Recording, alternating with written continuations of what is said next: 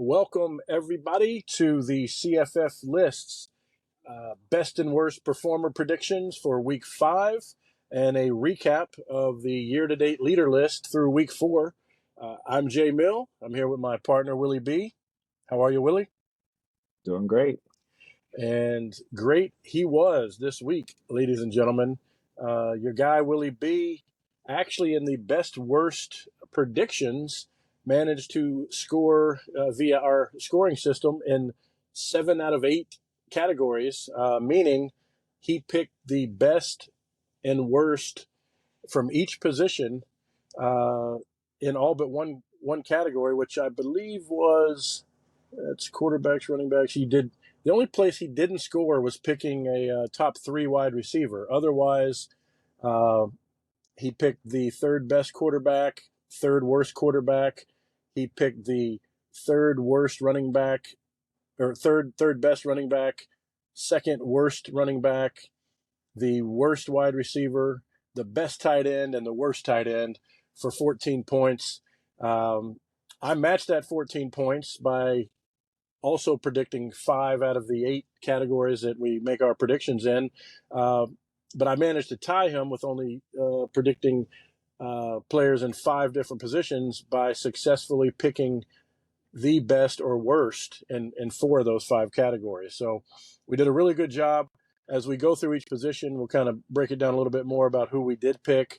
We're going to get right into the year-to-date lists. And as we talk about who's in and who's out of the top 12 or the top 16, depending on the position, we'll give you our thoughts on as many of these guys as we can, finishing it off with our predictions on who we think will do the best and worst from the year-to-date list for week 5. So to start off with, we will look at the tight ends. And you see, we both had Holker last week as the best. That wasn't a big secret. A lot of people after the Colorado game felt like he would come out as he looks like the real deal. But as far as the position as in whole, we don't want to spend too much time on it again because it is becoming a broken record in the terms of tight ends this season being unusually unreliable, especially at the very top. Usually you have 4, 5, or 6 guys that are consistently in the top 12 by this point of the season. But once again, we have 6 out of the top 12 tight ends that are new this week again.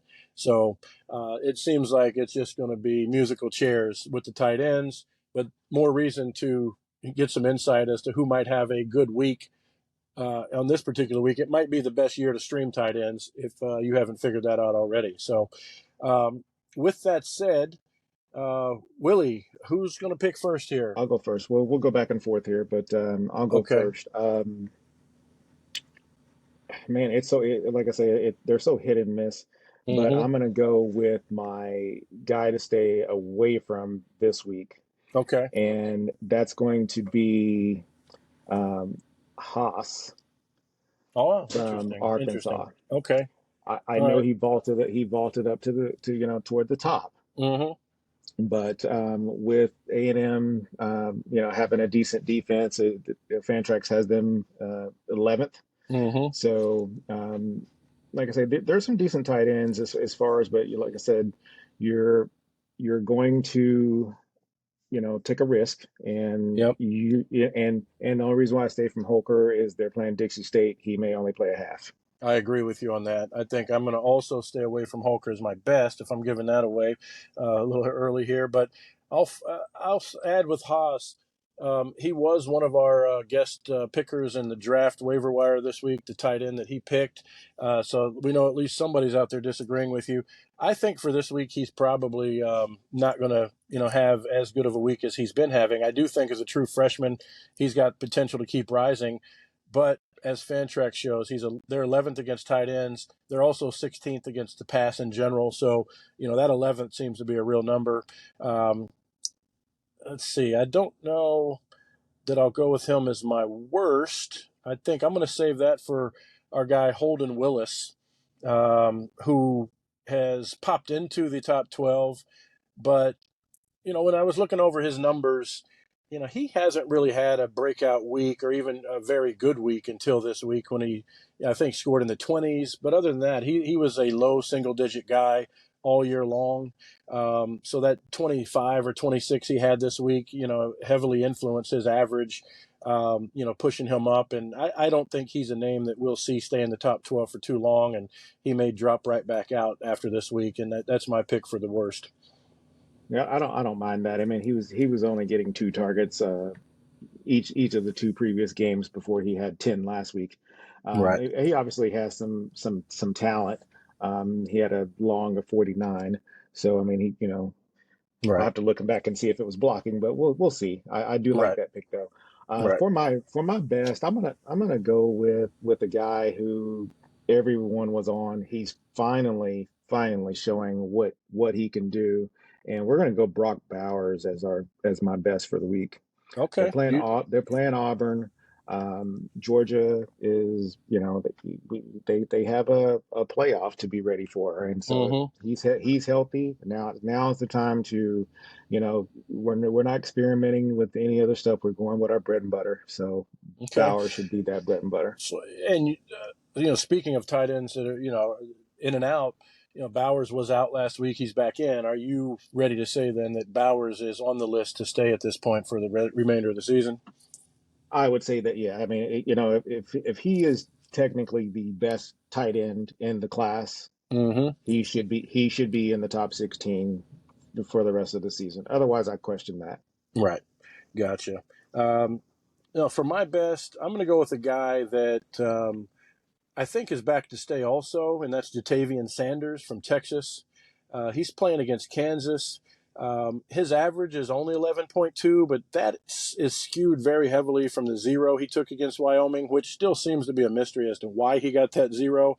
Uh, but outside of that, he's now had 3 games, where he's had 14 to 17 points.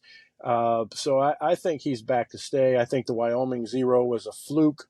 And interestingly, Kansas is 105th versus tight ends, but they're 49th against the pass. What that tells me is they do a good job of shutting down the wide receivers and force guys to go to the tight end where they're seeing some success. So I think it's Jatavian Sanders' time to shine this week, and that's my pick for the best at the tight end position. What I like about Sanders, I mean, he has 2 games of over 100 yards Mm-hmm. receiving, and that's for a tight end. And so, yeah, for him to have that 0, I have no idea. I agree with you. I don't know what happened during that Wyoming game, but Right, it should be, his time to stay on this list as well. right. All right. So with that, we'll move up to the wide receivers, and we had a little bit more inconsistency this week at the receiver position than we had seen in the past. We actually had 6 receivers fall out of the top 16. You can see here by the previous week's rankings that we show. We've got 6 new guys, but as far as a couple of the names that stand out that jump out of the top 16, you've got pretty big names that people thought would be sticking around for a while, like Victor from Washington State, ended up with a 0. Willie was telling me he did log 11 plays. So I don't have knowledge of what happened there with whether it's an injury or he was pulled for some other reason. That low snap count makes me think maybe there was an injury. Um, but He did have a high ankle sprain. Okay, so Victor, is out of the top 16, unfortunately, with an injury that got him a 0. So that heavily affected his average. But Larvadain is the other one that stood out. We all looked at him as a name that was probably going to be in the top 16 for a while, but he ended up with a 6.2, and he fell all the way from the number 2 spot outside of the top 16. So those are really the ones that stood out to me. Any thoughts on who fell out there, Willie? I know we had Chris Mitchell, Robert Lewis, Roman Wilson were some others.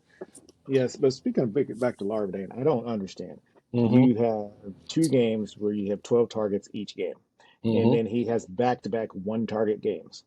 Right. What's going on there? Right. Right. That makes no sense to me as far as what you're trying to do. And the thing is, I understand they're winning, Mm-hmm. but That's You drastic know, change. Yeah. yeah, he was a big part of that change after the first loss to Miami. So I Right. don't understand it. Yeah, because you're But saying it went from 12, 12, and then 1-1 as far as the targets go, yes, right? For four, yeah, yes. that's a red And, flag for me. and then not only that, week 3 against Cincinnati, he Hmm. gets the one target, but it's a 79-yard touchdown. Why would you not try to? I understand it was Delaware State, but Right, show right, show him that he is going to be part of the offense. right. Yeah, something strange is going on there. Um, Interestingly, the names that have appeared in the top 16 that weren't there last week, nobody made a big jump. You have Leggett, who came from 22, really the 22nd, 21st. I'm looking here. 20 through 24 all jumped in. So you didn't have guys come from too far out. You had guys that had been having pretty consistent seasons. LeJontay Wester, Brian Thomas. He's the now you have two LSU receivers in the top 16. Troy Franklin's not really a surprise. And then Jalen Polk. Now, Willie was talking to me about this earlier in the week, makes your third Washington wide receiver in the top 16, matching who from last year, Willie? Oh, what is it? The guys from Western Kentucky or UTSA. UTS, UTSA. UTSA? That's what it Yeah, was. yeah. Yeah. So they're looking very similar to what we saw from UTSA last year with their trio, who was in the top 15. We were just doing a top 15 last year for quite a bit of the season. So it'll be interesting. What do you think? All three can stay in the top 16, for the majority of the year. Well, they may have a chance. What back to the UTSA guys? Didn't what some of those guys jump ship and Well, yeah, it's crazy. You have Clark, who's hurt. He's still there. Uh, Cephas stayed, but and he's not in the top 16. And then you have Zachary Franklin, who's not doing much at Mississippi. Yeah. So it's So yes. So sometimes I mean some of these kids. I mean it's better to stay where you're at. The NFL will find you. right, I know some of it is, NIL and that sort of thing, but right, at the end of the day, it's about numbers and being seen and trying to get to that next level. But right. as Yeah, far as it Washington's concerned, yep, it would not surprise me if Polk is 16. yep, Rome is probably going to be in the top 4, and McMillan is not going to be that far behind. yeah. It's pretty amazing. So You got a guy at basically 30 if you round it up with a Dunze, McMillan's at 26, and Polk's at 24. I mean, that's production right there, guys. Um, the interesting thing at wide and that receiver, was last week. We're talking about this week. right, right, right. Yeah, yeah. Y- Those were the averages. I'm saying, as where Yeah, that I far as gotcha, where they are. gotcha. Yeah, yeah. But the other guy I wanted to just make one note about that made his way in, and it seems like it was coming is LeJontay Wester. I happened to look at him on Fantrax earlier this week. He had really been off of my radar because he was just bubbling, outside of the top 20. But he is actually second in the nation in targets right now. He's the only other receiver besides Terrell Vaughn with over 50 targets for the season. So LeJontay Wester is not a fluke, everybody. He's No. getting literally 12 to 16 targets a game for FAU. I haven't Yeah. seen any of their footage or any of their games. So I'm curious to actually watch one of their games now and just see how they're getting the ball. But I mean, he and Vaughn are the only two on this list with over 50 targets, and they seem to be making a lot out of it. Yeah, he's a home league guy Mm-hmm. that I've had 3 straight 100-yard games. So I mean, yeah, it's not a fluke. Right, and the fact that he has a bye means he will probably remain on the list for next week, unless some guys And have some really big games. and the fact that the last 2 have come against Clemson and Illinois. There you go, against Power Five teams, um, and potentially playing from behind. So it'll be interesting to how they look in conference play now that they're in the American. So with that, there's your overview. I guess you went first on the tight end, so I will go first here. I'm going to say the same thing about Tony Horton that we said about Holker. They're playing Dixie State. I just like to shy away when they're playing the FCS teams, as you might have heard me say way too much by now. Um, it's tough to hone in on any one of the Washington receivers, so I'm going to stay away from them also. I think I might go with the guy that scored me some points last week, and I'm going to pick him again because it's all about targets. So I'm going to go with Terrell Vaughn as the best performer this week. Utah State's own Terrell Vaughn going against UConn, who nobody is afraid to play players against. They're bad at everything, it seems, again, or they're getting worse. They look decent to start the season, but they seem to be sliding. So I'm Okay. happy to get Terrell. So did you kind of jump on me and took your best worst, or did you skip the worst? No, I just went out of order here. I mean, I didn't I know if we got had you. any Just order. making sure. No, no, no, I was no. just going with I'm what making stood out. sure. I was going with I got you. I guess the way to put it, I was going with my easiest pick. Because Oh, the okay. yeah, Okay. so that'll give me more time to think about the worst, to be honest. Okay.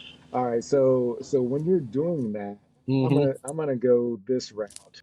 Okay. Yeah, Um, you can do either one you want. Also. yeah. So if you're doing that, I'm gonna go this route, and I'm gonna say he's kind of slipped a little bit. Yeah, obviously he hmm slipped 3 spots last week. So we're gonna go Jamari Thrash as my worst of the week.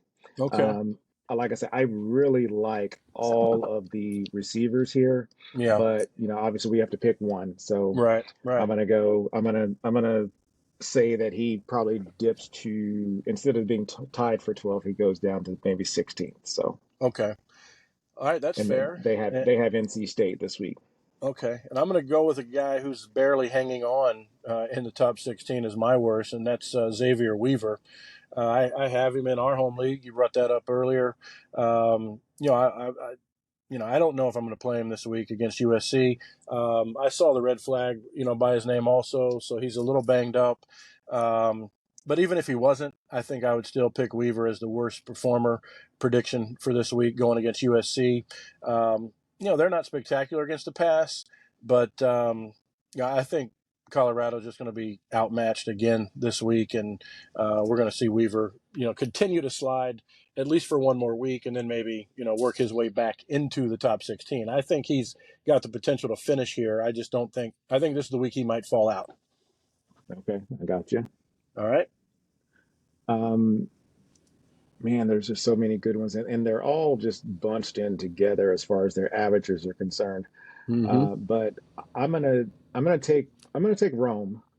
Okay. McMillan has a little bit of an injury. He should play, but Mm-hmm. this is Rome solidifying himself as one of the top guys in the country. Yep. I know we hear a lot about the Ohio State guys, but they just don't have that quarterback to push them where they need to be, and Rome does. All right. So Well, they play at Arizona, all right.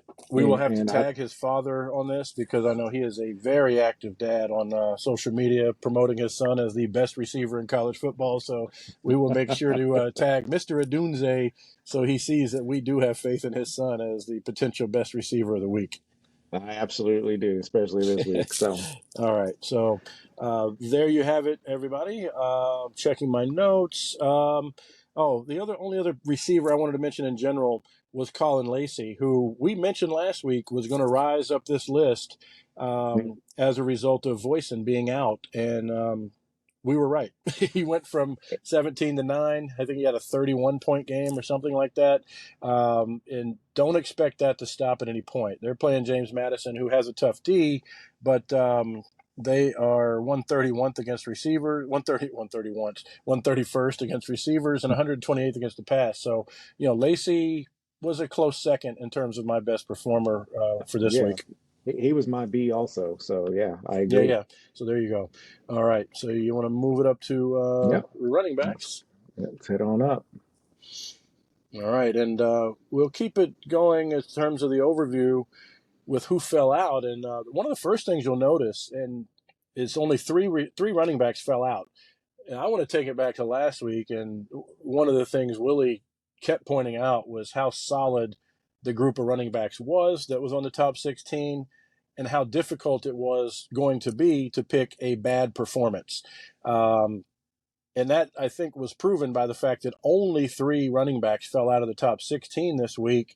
But I will also point out that the two of those three running backs that we predicted would fall out, or I'm sorry, would be the worst performers, did fall out. So I had picked Monangai as the worst performer. Willie B had picked Estime as the worst performer, and you don't see them here this week because they did exactly that. They underperformed compared to how they had done for the season. Do we think both will bounce back? I know I do. Willie, what do you think in particular about those two that fell out of the top 16 with Monangai and Estime?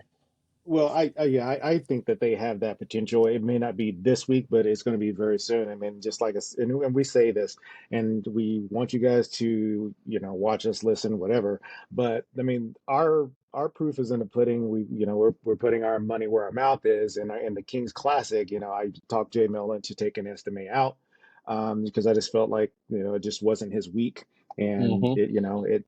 it came to fruition. So, we're not doing that bad of a job of giving you best and worst.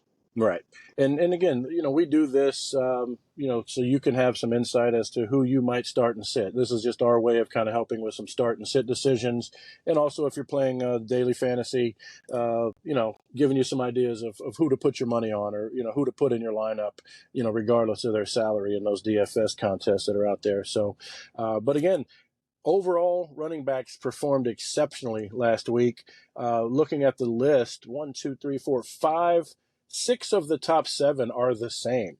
That's pretty consistent performance from those guys. And then the guy that jumped into the top 7 is Jawar Jordan, who moved from 12 to 5 and is looking, very good, for Louisville as the guy that's getting all the carries down there.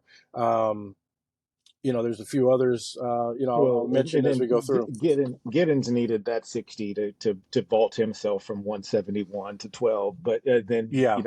he doesn't have that chance to back it up because they have a bye. Yeah. And that's So unfortunate because he's a guy who went from very few carries in their first 3 games to 30 carries, I think, in week 4. And if you're ever going to be frustrated that a guy has a bye, it's this week with Giddens because as a fantasy player, you want to see, like, is that going to be the new trend for Kansas State to feed Giddens the ball? We right. don't know. We won't find out, as Willie mentioned, until week 6 because they're not playing this week. But it is pretty amazing his performance, the best performance of the entire season of anybody in any position with 61 points, I think, wasn't it? Oh yeah, 61, 61.3. Yeah, he Yeah, had 30 carries for 207 yards. yeah, So yeah, astounding. yeah, and so then when they come back, I mean, they're gonna play at Oklahoma State. Nobody knows what Oklahoma State's doing right now, so we may not even know until we get to TCU, and that's 3 weeks from now. Right. And Because what were his 3 games point totals, starting with like week 1 in order, week 1, 2, and 3? yeah, he had 12.8 week one. He had 15 carries. Then 6.9, he had 12 Mm-hmm. carries against Troy, and then he only had 8 against Missouri, 8 points, and then he had 9 carries for 36 yards that Right, game, and then right, the right. breakout. Right. So he was double digit in carries for the first 2 weeks, and then 9, and then 30. Something, is going on that's interesting there. But again, we have to wait. But that's still, he needed to be shouted out for making the leap from 171 to 12 with the best performance of the season so far. Um, Before we get into our best and worst, other guys, that again I think are here to stay. Nate Noel, he dropped a little bit. He went from 7 to 12. I want you guys to just look at his carries, though. This guy's averaging 26 carries a game. And I didn't bother to sort by total carries, but if you're averaging 26 over 4 games, I'm willing to bet he's in the top 3 or 4 in total carries in the country right now. And that's a guy that you want on your fantasy team or in your starting lineup because of the pure volume that he's getting. And So I yeah. remember us having a conversation. I don't know if it was week one Uh-huh. with one of our guests or something, and and I was hyping Noel, We both were. and Yeah. yeah, and they weren't sure if he was going to be the guy only because of App State and this and that and whatever. But I Well, mean, I've I seen think I've I'll seen the call. I think potential I'll in the call him. kid. I think I'll call him out. He does listen and support, and we love him.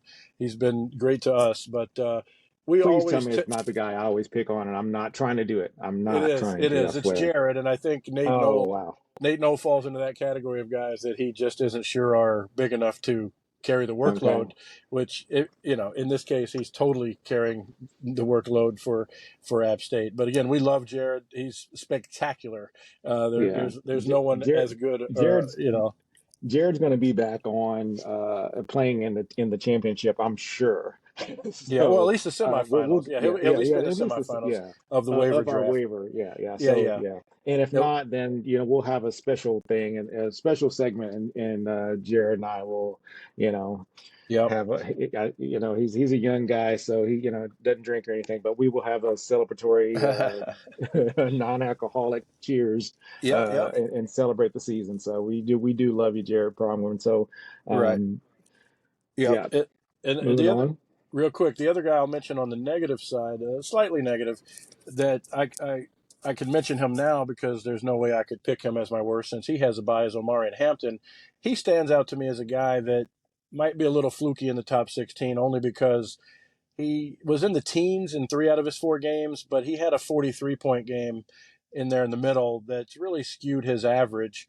So I think as Brooks gets back into the rotation, Hampton is a guy that you probably shouldn't expect his average here 22.7. He's only exceeded the teens one time this year, and otherwise I think he was kind of in the mid teens or low teens.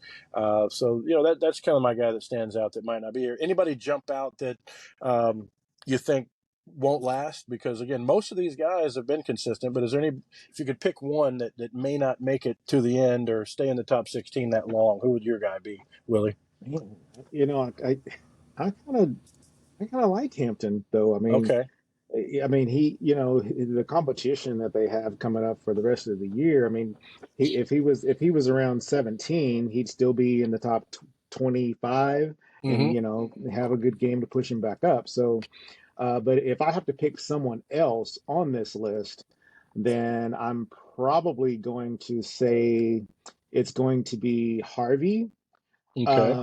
They're going to have to probably pass a little bit more Right. once we get into this Big 12 play.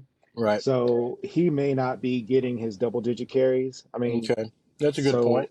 so and he has scored every week. Do you Right. think he's going to score every single game? Probably not. So that number Right. might come down just a little bit. And he Okay. does not have a 100-yard game yet. Right. Interesting. Okay. Well, with that, you're going to kick off the running backs, and I'm going to take a guess you're not going to pick him as your worst though this week because they're playing Baylor. But you let me know. That I'm not going to pick him worst. That's Let's my see. guess. I know you just Oh talked yeah, about him no, no, maybe no. falling off the list, Yeah. but I'm going to Well, say yeah, you. he's definitely not worst. Right. So For this for week. that, Okay. I'm gonna go Ramon Davis for my Okay. worst of the week. Okay. They get Florida. Uh-huh.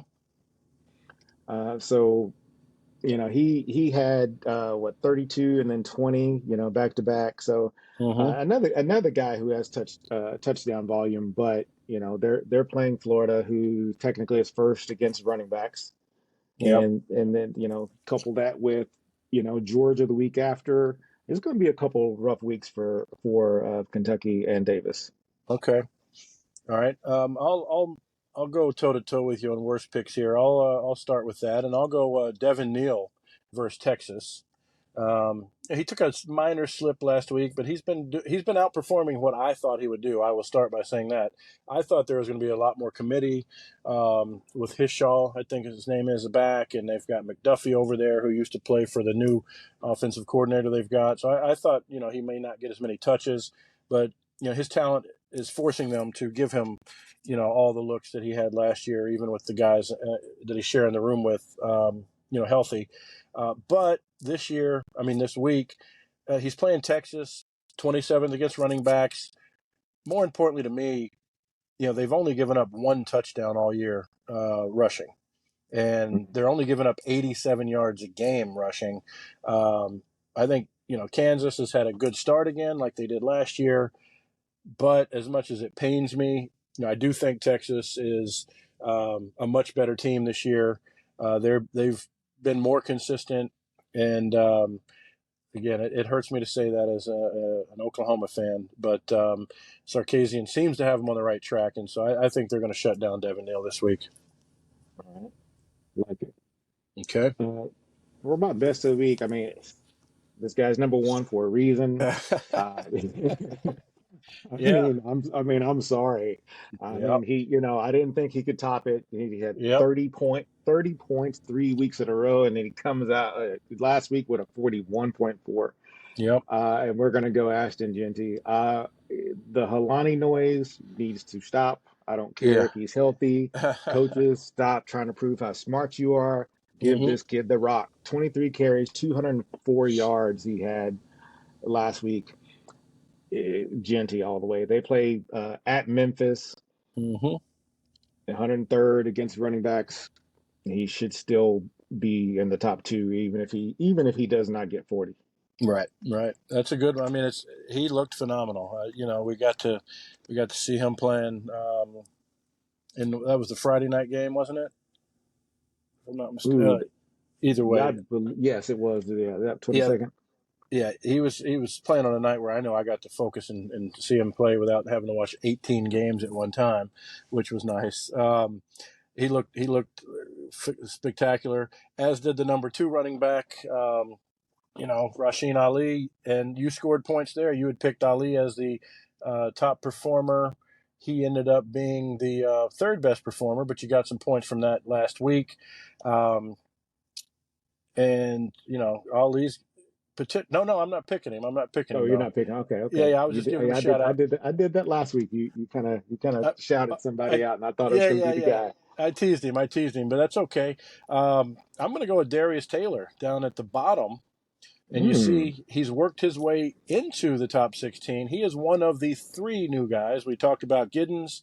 We're now talking about Darius Taylor. LaQuint Allen is the other guy who's made his way onto the list. They're playing Clemson.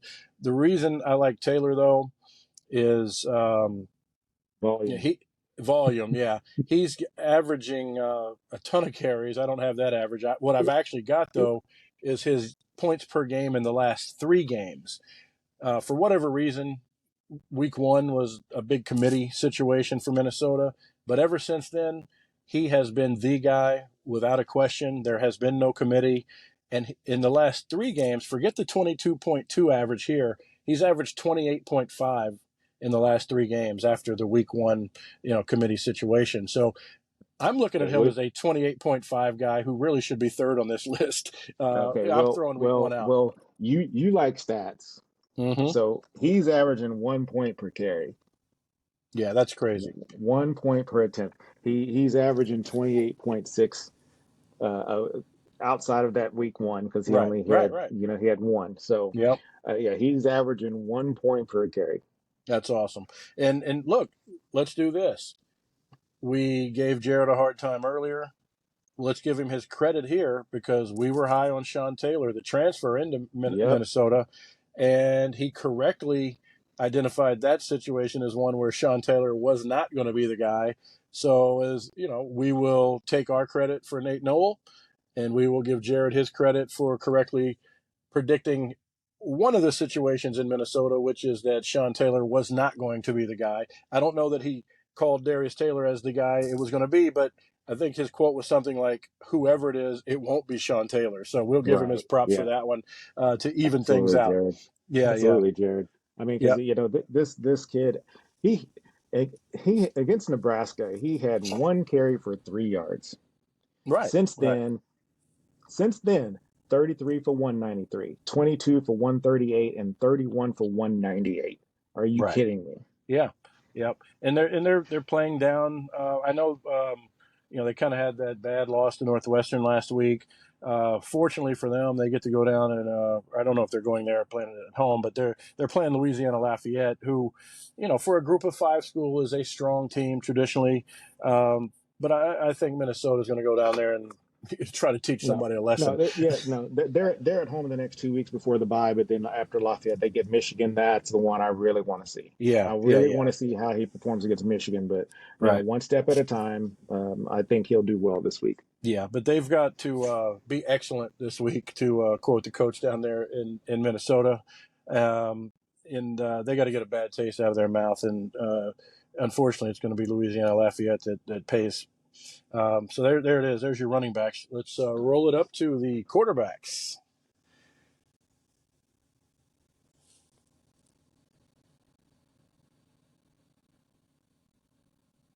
All right. And what you'll see here is eh, probably the most consistent group. We only have two guys that left the quarterback room of 12. Only two dropped out of the top 12 year to date. That was Shedeur Sanders. I think we all know why. They had a tough game against Oregon. I suspect he'll bounce back. Probably not after this week, but once they get through USC, I think we can expect a lot more big things from Shedeur Sanders. The other one that fell out was Emory Jones. After playing an Oklahoma defense that's actually, becoming respectable now that Venerables is back. So Emory Jones is now out. The two that replaced him, you got Chandler Morris, who's making moves, increasing his production with TCU, jumped from 18 to 12. Again, not a huge jump because he's had solid season so far, so he wasn't far behind. And then you got Byron Brown, who started off really well. He jumped all the way from 17 to 7, from USF with the Heupel disciple there, Coach Golish, taking over USF. And that's a team that, those in the know and who follow offensive coordinators who then become great head coaches who then produce their disciples. You should have known that USF was going to be a highly productive offense because, we have that Coach Heupel descendant there pushing USF to new heights on offense. So Byron Brown is not a fluke. I say he's going to be in the top, in and out of the top 12 all year long. He may not finish there, but he's definitely a top 20 quarterback. No, Jeremy, Jamie, he's going to be in a top 6, top 7. Now, let's say top 6.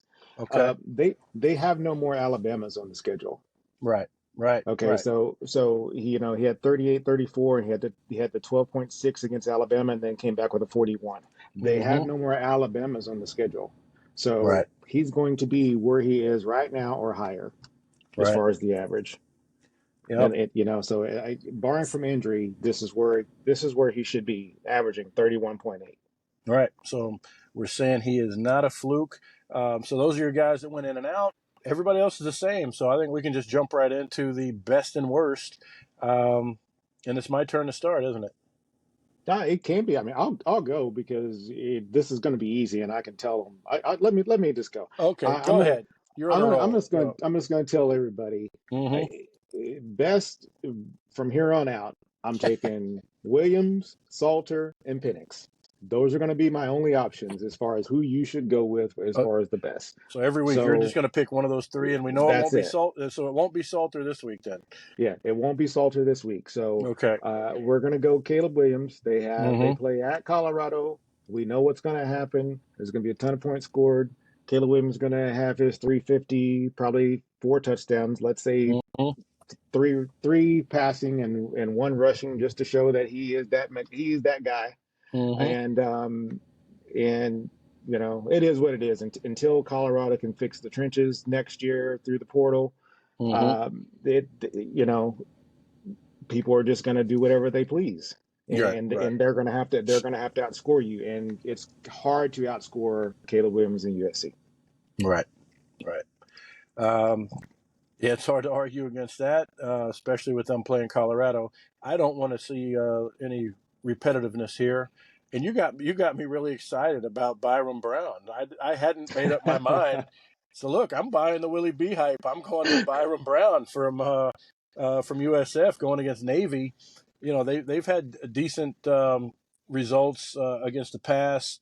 But I think that's because teams probably don't need to pass so much against them. But I think USF is the kind of team that they're going to pass no matter what. So you're not going to have a team that's running the ball so well that they don't have to pass it 30 or 40 times.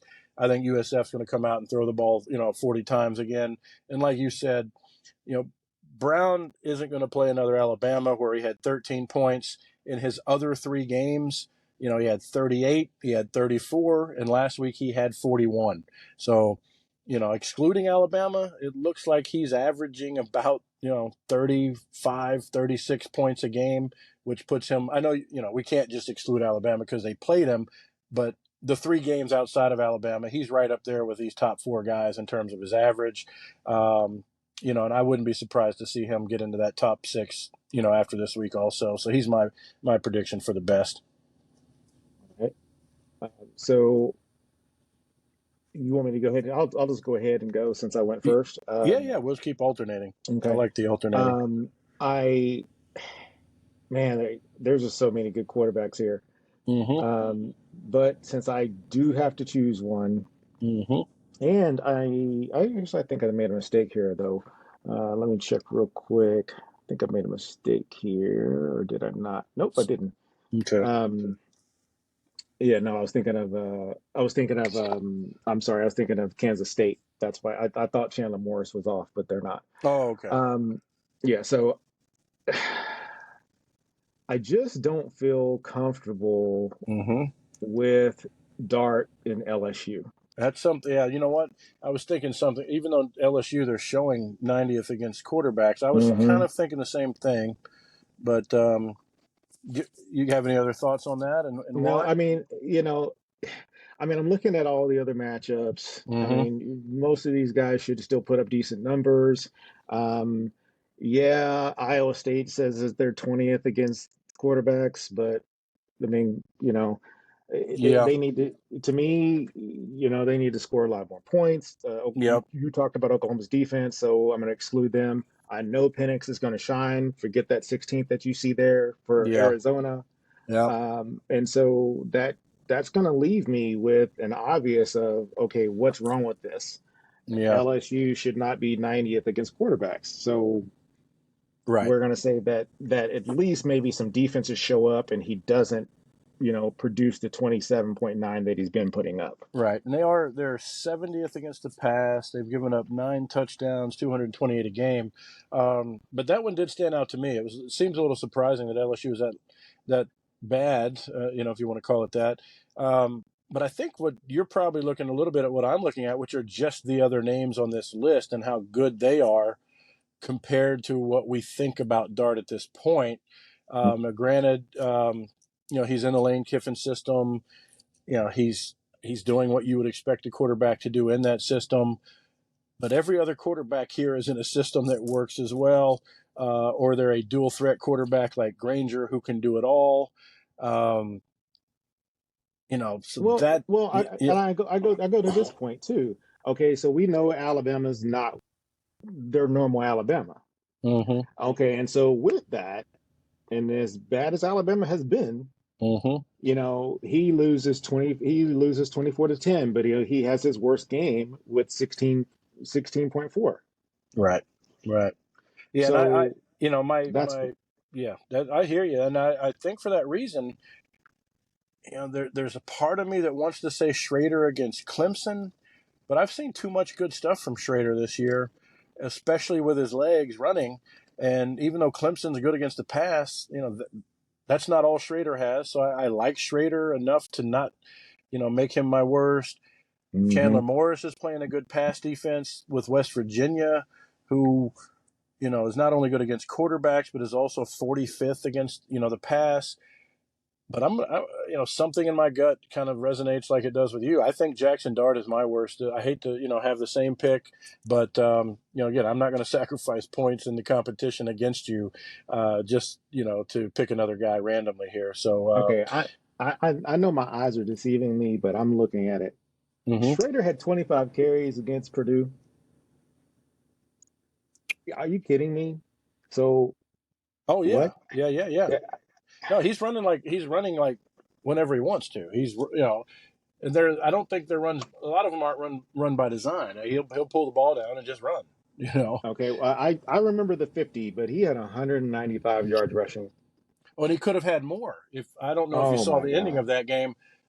At the end of the game, he had two of the best fake handoffs against Purdue you'll ever see in your life, where he literally faked the handoff, held the ball at his side by his hip, stood in the backfield for 2 seconds, and then rolled out and sprinted for like a touchdown on one, I think. And at the end of the game, he did the exact same thing, ran for like 40 yards, and just took a knee because they were Well, trying to run the clock out. thank you. Guess what I'm doing tonight? Watching the highlights from that game. Yeah, Yeah, yeah. No, watching that's watching in that scenario.